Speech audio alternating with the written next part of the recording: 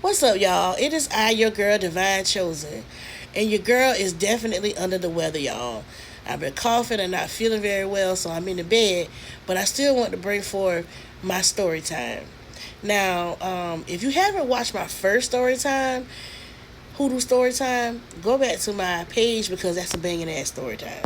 So this story time is basically like a spin-off from the first story time, and it's focused around the character that I introduced by the name of Miss Minnie. Miss Minnie is a two-headed conjure doctor, and this book is basically about her. The name of my book is going to be Miss Minnie's Juke Joint. Okay, so these stories are kind of like connected to her. So the name of this story is Take the Long Way Home. Okay, so this story is focused on Miss Minnie's oldest daughter. Her name is Deja, short for Deja Vu. Yeah. Okay, so Deja, she graduates high school and she goes on to college. After graduating college, she goes to law school. In law school, she meets her husband, Calvin. They hit it off right away. You can say they had a whirlwind romance, and they get married right after they both pass the bar exam. They make a pact that they're going to one day open up their own law firm. So let's fast forward about 10 years. Calvin is a very successful, prominent black doctor in New York, which is an achievement of its own. And Deja is a happy, bougie housewife. Okay? They are financially stable, and they don't want for anything. Deja gets whatever she wants. It's just that she's lonely and she's bored because Calvin doesn't want her to work. He wants her to stay at home. And they're having issues with infertility because Deja has yet to become pregnant.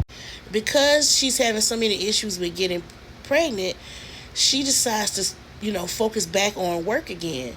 And she asks Calvin about them opening up a law firm together. Calvin tells her that now is not the right time.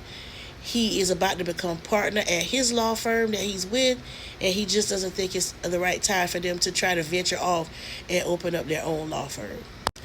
Deja's a little sad about what he said, but she still has hope that one day they'll be able to pursue their life's dream. So she supports what he says, at the same time still feeling sad and lonely, but she tries to push forward.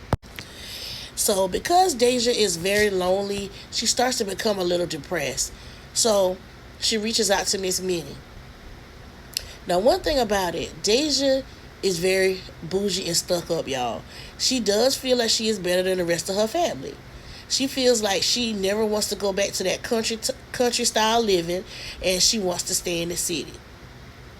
Now, her and Miss Minnie, they do have some unresolved issues, and she's not really close with the rest of her brothers and sisters.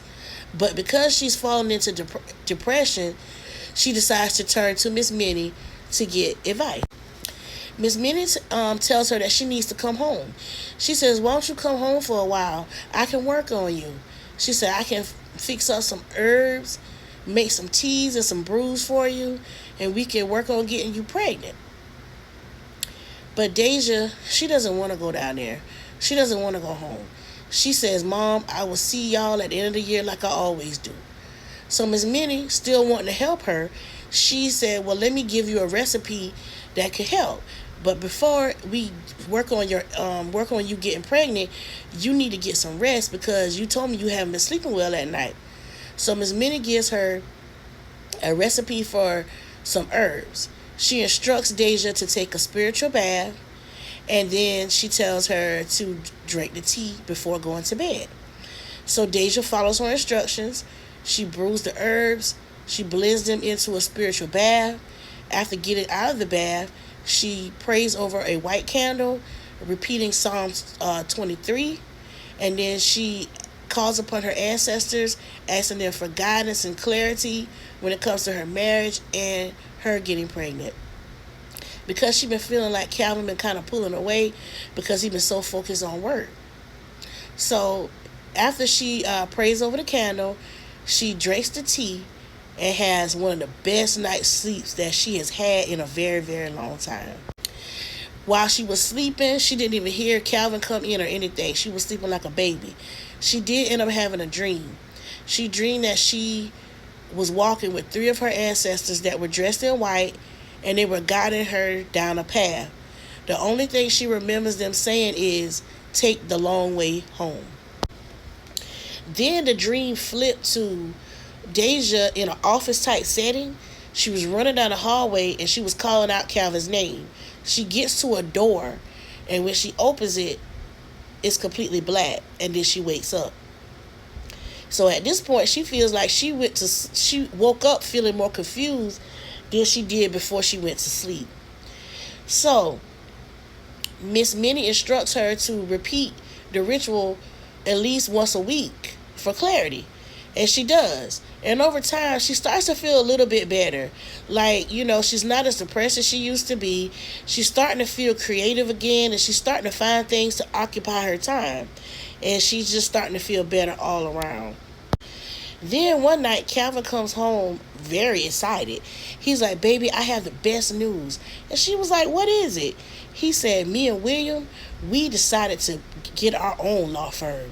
I thought they were going to make me partner, but they didn't. So now me and William, we're going to get our own law firm." And Deja, her heart just dropped because it really hurt her. And in her mind, she was like, "Didn't this fool just hear me tell him I wanted to open up our law firm?" I guess Calvin could see that she was a little confused. He was like, "Yeah, babe, we still going to do it. We still going to open up ours too. But for right now, me and William are going to go into business together. And once that law firm gets on its feet, we're going to open up another one, and that'll be the one for me and you." Deja knew he was lying, but she just went along with it. She was very hurt on the inside, but she still wanted to support her husband. A few months passed, and it was time. It was the night of the grand opening of Calvin and William's law firm. After the dinner and the ribbon cutting, everybody started going home. Calvin told Deja to go ahead and he would see her at the house. Him and William had a few more things they had to discuss pertaining to the law firm. Deja was a little disappointed because she wanted to continue to celebrate with her husband at home. He promised he wouldn't be long, so she decided to follow his instructions and leave. As she was driving on the way home, she forgot her purse, so she decided to turn around and go get it. When she gets back to the building, it looks very empty, like everybody's gone, but she does see William's car and Calvin's car. So she goes in and she grabs her purse. She was about to just run on out, but then she heard them talking and laughing. So you know how we ladies are, we nosy. So she creeps down the hall, and she can hear them talking. She hears Calvin's voice. He was like, "Yeah, we did it. We made it happen. And I'm so happy I'm getting to celebrate with you." Then she hears moaning. So as she gets closer and closer, the moaning gets louder and louder. She opens the door, y'all, and what does she see? Calvin is doing the bending. Yes, Calvin has William bent over. Come back for part 2.